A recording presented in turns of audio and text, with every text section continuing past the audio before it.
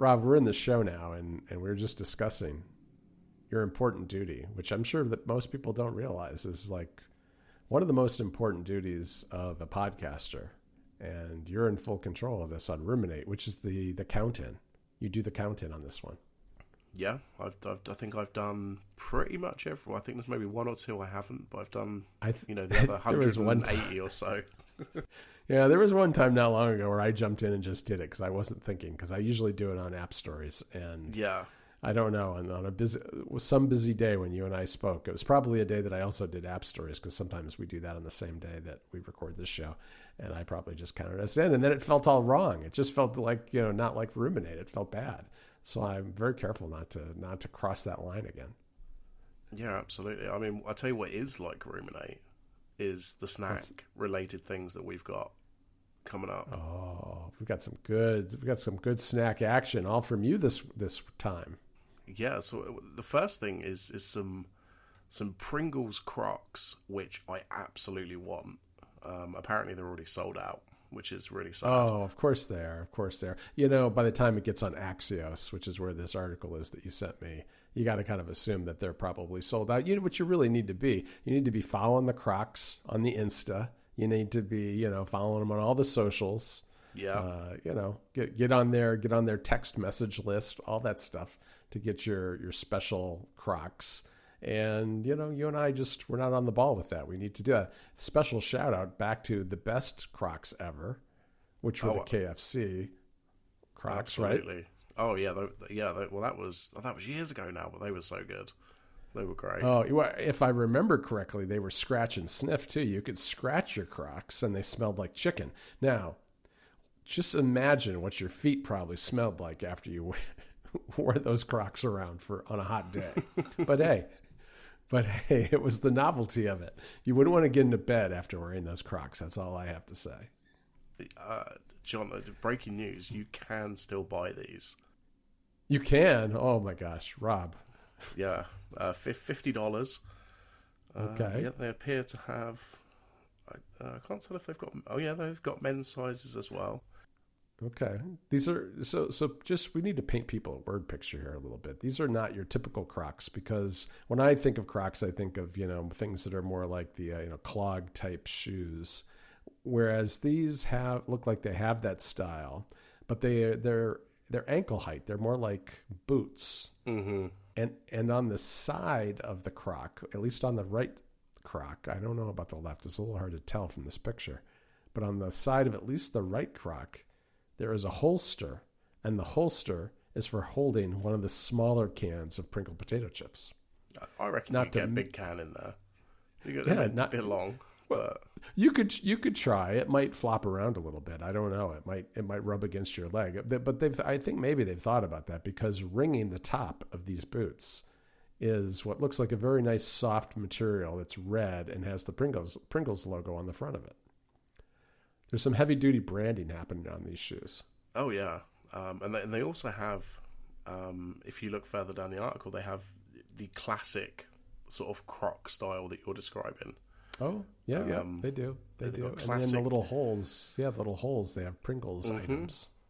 Yeah, no, I mean, these are, if I had $50 that I didn't want, this is what I'd spend it on.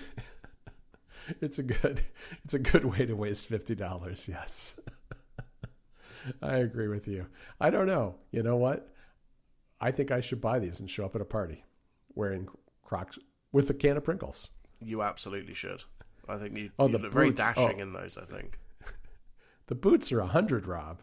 Oh, I am sorry. I've given you false information. Yeah. It looks like the $50 ones are the slides.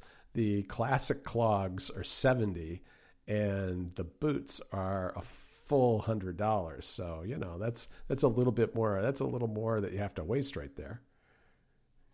Yeah, I think it's worth it. I mean, this is a fashionable item. Yeah, when you go to the Crocs website, they immediately offer you 15% off. So you got that going for them. Oh, you know what? The boots look like they maybe are sold out. So.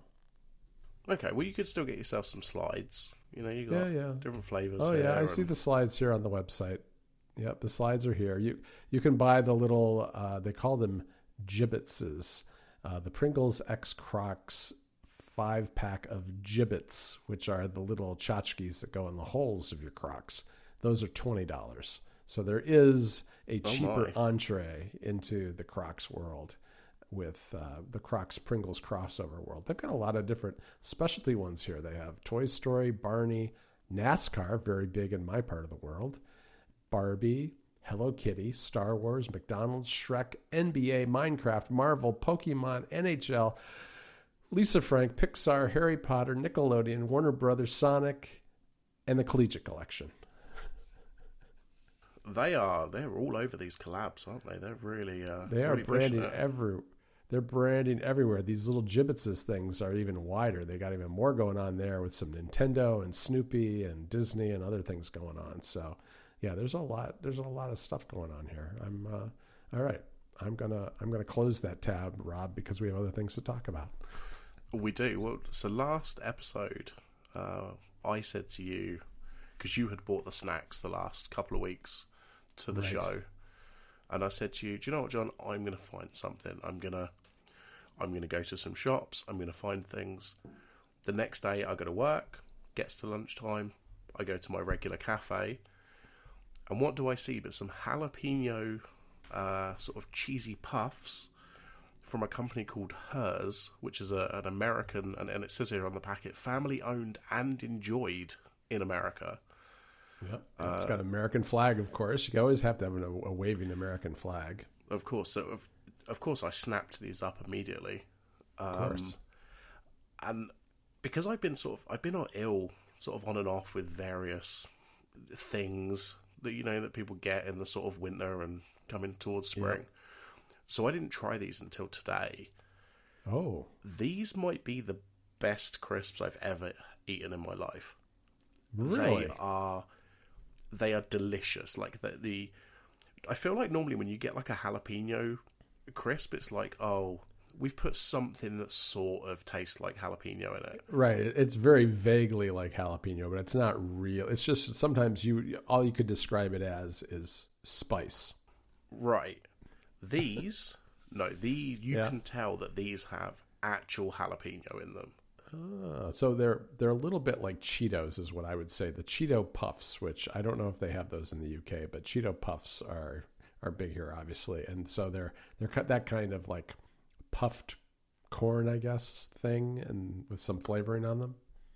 Yeah, pretty much. So they, it's cheese and jalapeno, and even the cheese flavor, it doesn't.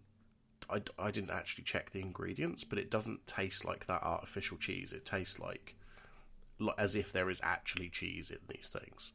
Very good. This is a fairly large bag, and I ate all of them at once. Well, American bags of snacks tend to be, American bags of snacks tend to be large. It looks like from this picture that you are enjoying a pineapple grapefruit Fanta with it, right? I was indeed, yeah. Oh, how is that? I've never seen that flavor. Yeah, it's really nice. It's if I'm remembering correctly, I think this is a replacement for Lilt, which was another brand that they had, and they've got rid of that, and they sort of moved the flavor over to Fanta. But yeah, no, it's really nice. It's very pleasant. Interesting. All right, so Fanta is not a huge thing in the U.S. It does exist here. I almost said Faygo. Faygo is something I grew up with, which is very much a Midwestern soda. Faygo was known for their what they called Red Pop, which is basically cherry flavored soda of some sort. So that's an old timey Midwestern drink for you right there. I think it's still around, but only in like places like Michigan. It's funny you say that Fanta isn't particularly big in America, because it's huge in Europe. Every American shop in the UK that sells American snacks has racks and racks of American flavor Fantas that we can't get here. Huh. Well, I don't know. It's never been very big where I've lived, but that's interesting that they have flavors that they sell in the U.S. but not in the U.K. But I don't know. I have not really. I mean, I see it, but not very often. Yeah, grape is normally the big one, because grape is a very American flavor that we very rarely getting anything in the UK. Oh, yeah. I've definitely seen the grape. I've seen grape and orange, I think, are the main ones I see here. Yeah, I usually, if I get a chance, I normally pick up a grape one because I quite enjoy the grape flavour. I guess because I don't see it very often. Uh-huh. All right. Well, you actually have a third snack-related item that you've got for the show today. What's that one? Yeah, so this has multiple levels because, as we discussed prior to recording, Chupa Chups is not a thing that you are aware of. No, I was reading the bag and I was like, not even sure how to say it. I've never heard of Chupa Chups, and it says it's a kind of popcorn. And at first I thought you were just sending me a picture of a bag of popcorn until I read what flavor the popcorn is. Yeah, so to give you some context, Chupa Chups, or Chupa, I don't know how to say it either, if I'm honest. But this is a fairly popular brand of lollipops in the UK. Oh, okay. Hence the cola flavour. You can normally buy these in most sort of corner shops. They'll have pretty standard flavours, cola, strawberry, bunch of the different fruity flavours. Yeah. And for whatever reason, they're in the popcorn game now, and they have this cola flavoured popcorn, which I saw, and I said to Jess, I said, I'm going to have to buy this. I need it for the show. Like, it's really important that I buy this. It's not very good. Oh, that's too bad. I feel like novelty popcorns being bad is a theme on this show. Yeah, novelty. It's very true. You've had a bunch of them. Yeah, and I probably should have learned my lesson, but I didn't. There's not a lot of the cola flavour to it, and what you do get just isn't particularly pleasant to go with popcorn. I think the only novelty popcorn, I guess if you could even call it that I've had that I really like, that I think originated in Chicago, is a mixture of caramel corn and cheese corn, like cheddar cheese corn. And that sounds like a really terrible mix until you try it because it's got that kind of cross, that sweet and savory combination that works really well together. Yeah, I think this is called like a Chicago mix, right? Is that? I think so, but now it's like kind of spread, and you can buy it like all over the place. It's like a specialty of, I think, either Walmart or Costco or something in the U.S. now. They're distributing different brands that are basically that, but yeah, it would be in Chicago. The place that started it, I think, was called Garrett's Popcorn, which is one of these specialty shops with flavored popcorns as well as like nuts and things like that. So tomorrow is tomorrow is many things, I'm sure, but it's the start of May and the start of a new thing called Weblog Posting Month, which was the idea of Anne, who is a OMG to LOL member, and she came up with this idea to get some people to post to their blogs in May, ideally every day, but you don't have to, and maybe come up with a theme or something that sort of keeps all of your posts under the same sort of theme. My theme being, I have lots of draft blog posts that I haven't finished. Some of these date back 2, 3, maybe 4 years. Wow. I think we're at about, it's about 30 people or so that are, 40 people now that have signed up to say they're going to do it. Oh yeah, actually can sign up. I didn't realize that. Yeah, I saw this actually before I even noticed that you had put it in the show notes, and I thought it was a great idea. I think it's really cool.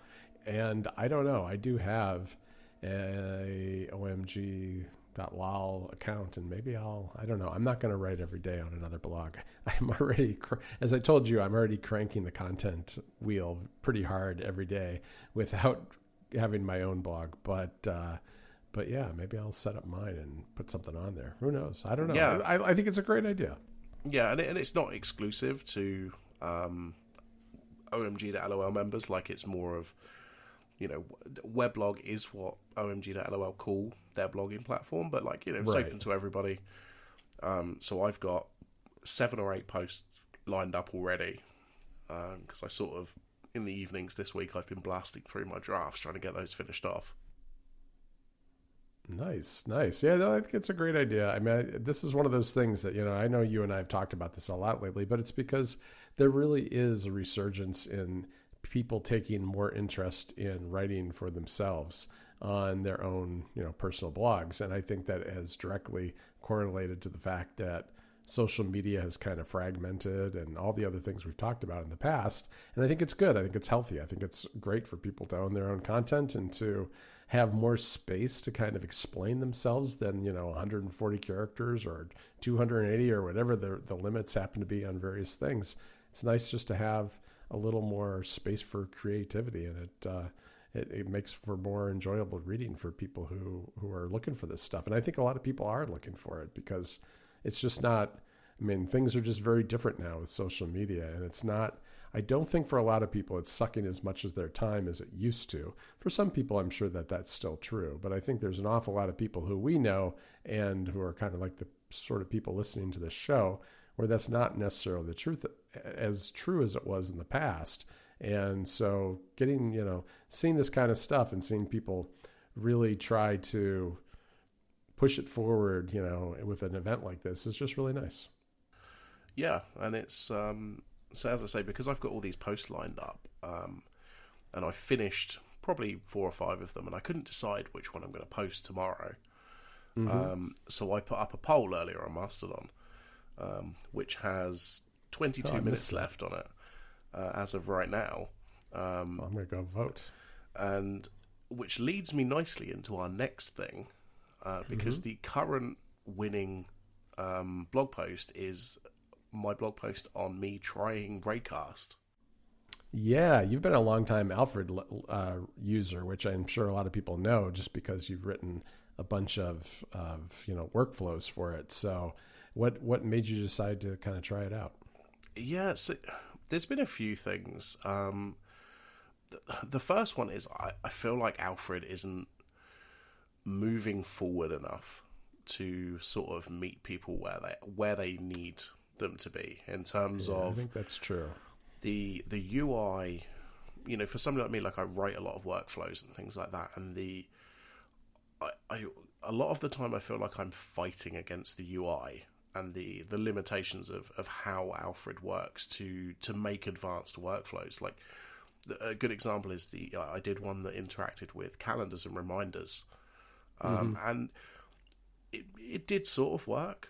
All of the actions that you could did do what they were supposed to do, but there was a lot of sort of, if you click this, then I need to reload this list, and there wasn't really any nice way to display these things, and I couldn't have checkboxes for ticking off reminders and things like that. It was just a case of you press enter and it just goes off, and then there's no real feedback for the user.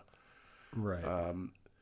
So a lot of where I'm coming from, I think, is just I feel like I want to try Raycast, despite my sort of previous concerns about it, because it does feel modern, and a lot of the things that are relying on third parties are built in to Raycast compared to Alfred.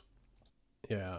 I think the other thing that it has going for it too is something that's very similar to Obsidian, which is it has a very active developer community that's making a lot of plugins for it.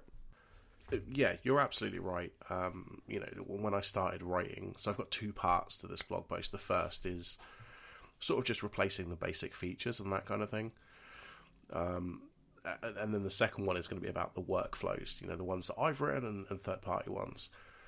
And what I've noticed is that a lot of the workflows that are available, even if they're sort of direct comparisons to the Alfred ones, they all tend to work a lot better, I think, because Raycast gives them way more options to, perform certain things or show certain things in the UI.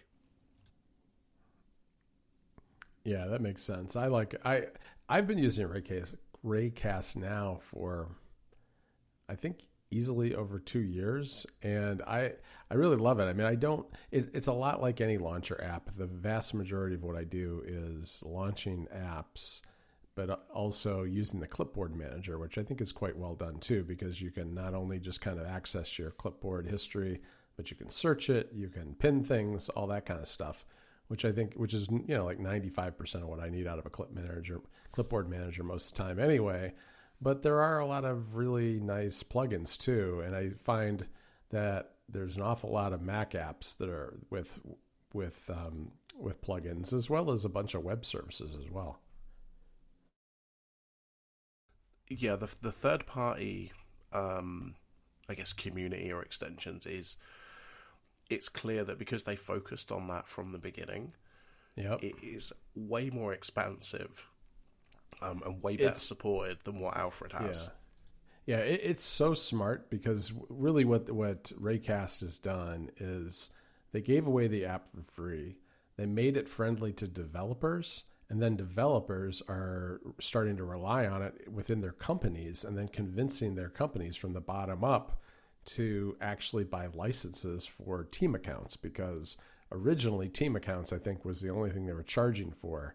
Now they're also charging their pro account, or whatever it is, includes things like AI integration, which they've been doing. They've had an awful big focus on that recently, which I'm not that interested in, but I'm okay, because I just use the free version. I haven't really found anything about the paid version that really appeals to me at this point. No, I think, or at least based on what I use Alfred for, the only thing I would use from the pro version at the moment is unlimited clipboard history. And that's more of a control freak thing than anything. Like, I think 3 months, which is what you can do on the free plan, is more than enough. Yeah, it really is. I mean, and that can actually, if you go way back, the storage can be kind of an issue, I guess, too. It's a really good app. I mean, I have had some problems with it here and there. I think it struggles with large collections of shortcuts a little bit, but I found it is a better shortcut launcher and even hotkey assigner to shortcuts than shortcuts itself, because shortcuts on the Mac tends to lose its any keyboard shortcuts that you set. They tend to just literally disappear into the ether. Go figure, shortcuts on the Mac. But if you assign a Raycast hotkey to launch a shortcut, it does so pretty consistently. And I think it's probably using AppleScript or some sort of other, maybe it's using the terminal version of how you launch shortcuts. I'm not exactly sure, but it's using something that's far more reliable than whatever shortcuts is just doing itself, which is kind of too bad for shortcuts. But it's nice that that's an option, because that's been my go-to.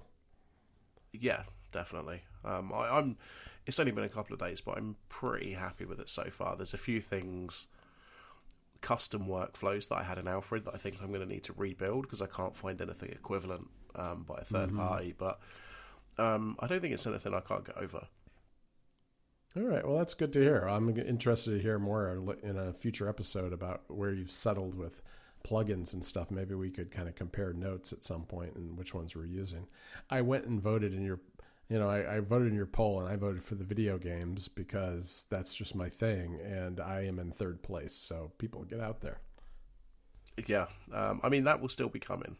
I'm gonna use this poll as the order. So as it stands right now, we've got Raycast, and then we've got my perfect CMS, and then favorite games. So those will be the ones that are coming over the next 3 days.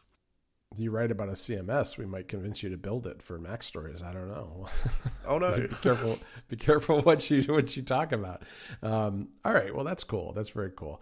I want to close out this episode by talking about a couple controllers that I got, because I have so many controllers. There's too many of them to write about at this point.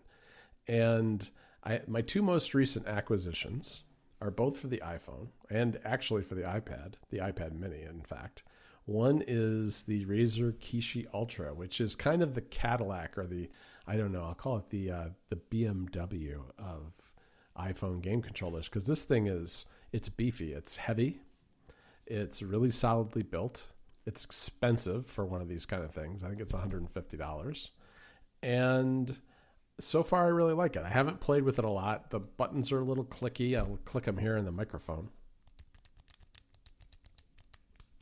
and those are the thumbsticks. Mm-hmm. And you use this this Nexus software that Razer puts out for the iPhone, which has gotten a lot better. It's still not a great app, but it's way better than when I first reviewed it when I did a Razer Kishi controller review. And so it's a lot closer to what Backbone has to offer for their iOS app. And this has like, Hall effect controllers with the joysticks there, and it's got the shoulder buttons. It's got 3 shoulder buttons on each side, R1, R2, and R4, and then the same for the left.